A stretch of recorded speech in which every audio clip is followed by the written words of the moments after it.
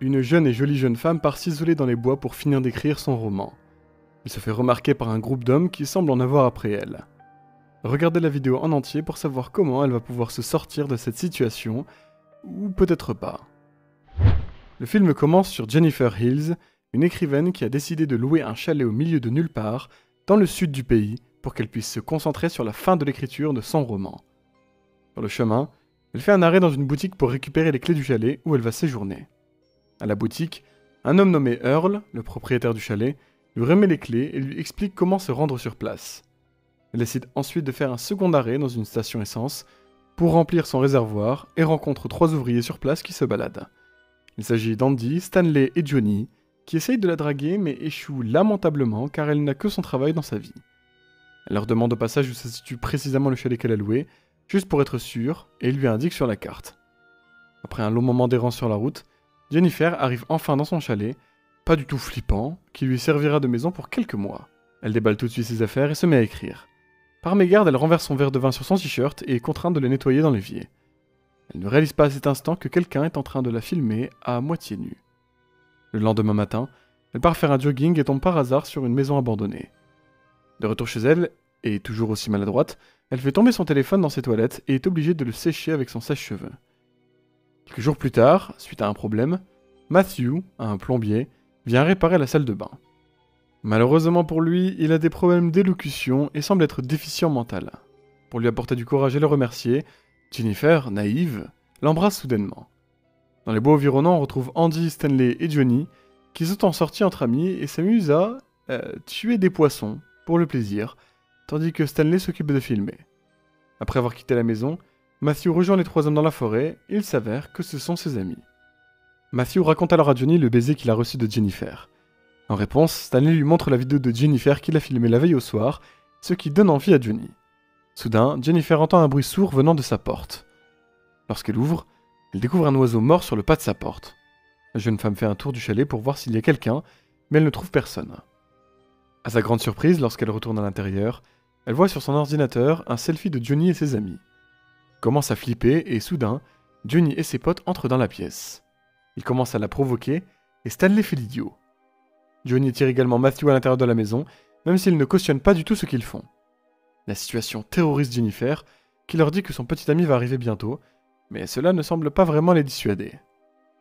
Ils commencent à la harceler et à en rigoler. Johnny se rapproche d'elle, mais cette fois, Jennifer attrape une bouteille en verre et l'éclate sur son genou. Elle profite de l'occasion pour attraper son spray au poivre et gaze Stanley, puis part en courant dans les bois. Elle court se mettre à l'abri, et dans la forêt, tombe par chance sur le shérif de la ville ainsi que Earl, le propriétaire de la maison. En larmes, elle raconte toute son agression qu'elle vient de subir. Ils se mettent tous les 3 en route vers la maison, et lorsqu'ils arrivent, ils découvrent le chalet totalement vide. Le shérif commence à inspecter l'intérieur, et trouve un joint ainsi qu'une bouteille d'alcool. Il l'accuse alors de lui avoir menti sur ce qui s'est passé, et qu'elle n'a en aucun cas le droit de diffamer ainsi les gens qu'il connaît depuis qu'ils sont tout petits. Juste après, le shérif procède à une fouille corporelle, qui n'est en fait rien d'autre qu'une excuse pour la tripoter. Ils sont alors interrompus par Johnny et ses amis qui sont revenus. C'est désormais le shérif qui commence à l'agresser tandis que les autres hommes regardent tout autour. Ils la maintiennent alors au sol et ordonnent à Matthew de la violer jusqu'à ce qu'il soit satisfait, pendant que Stanley filme la scène. Suite à cela, Matthew va immédiatement vomir ses tripes. Quelque temps plus tard, Jennifer utilise ce qui lui reste comme force pour fuir dans les bois une fois de plus. Après s'être enfoncée loin dans la forêt, elle tombe à nouveau sur le groupe et d'autres souffrances l'attendent encore. Andy la traîne jusqu'à un étang et immerge sa tête à répétition. Quand elle est totalement vidée de ses dernières forces et gît sur le sol, c'est le shérif qui enlève son pantalon et la viole, tout en ignorant allègrement ses cris à l'aide implorant leur pitié.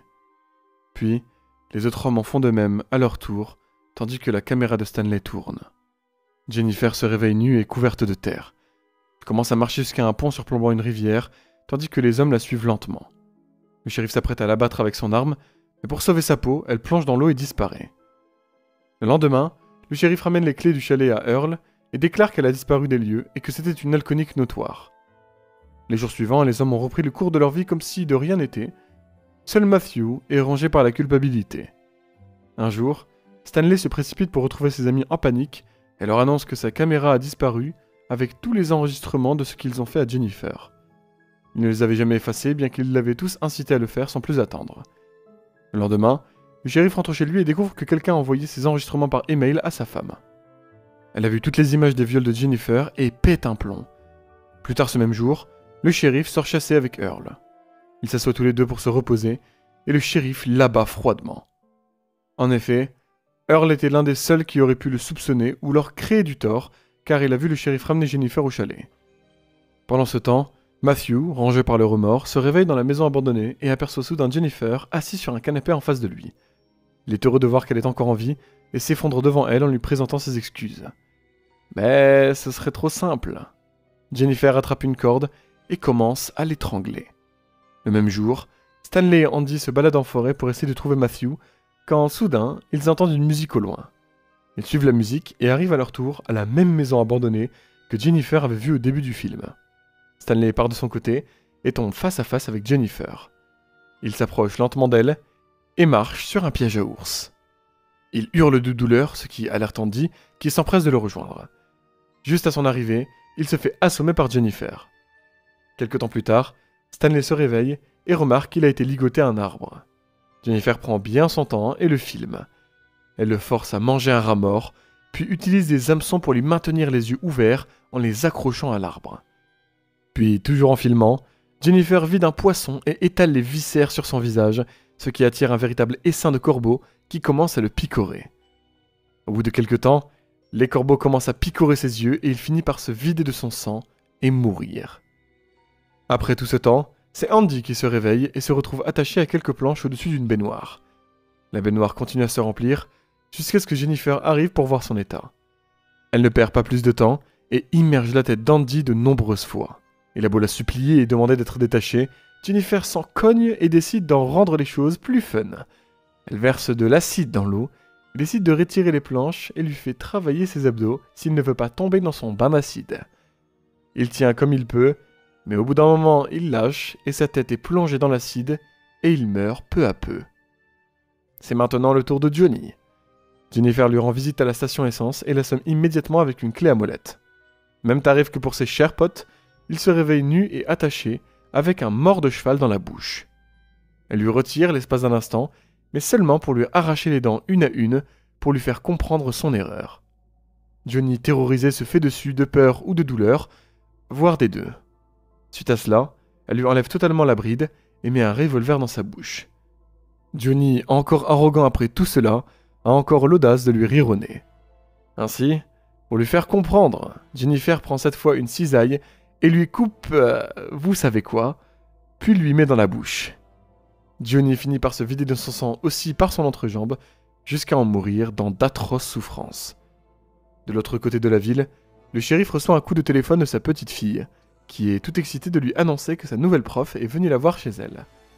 Il saute dans sa voiture et tombe finalement dans une embuscade, tendue par Jennifer. Il se réveille dans la même maison abandonnée, avec son fusil à pompe inséré là où vous pensez. Jennifer se montre. Pour le torturer, elle commence par le mettre un peu plus profond. Puis elle attache une extrémité d'une ficelle à la gâchette, et l'autre à une silhouette apparemment inconsciente juste en face du shérif. Elle retire le drap qui le couvrait, et on découvre que c'est nul autre que Matthew. Elle attache donc l'autre bout à la taille de Matthew, de façon à ce que lorsque ce dernier bougera, cela pressera la gâchette.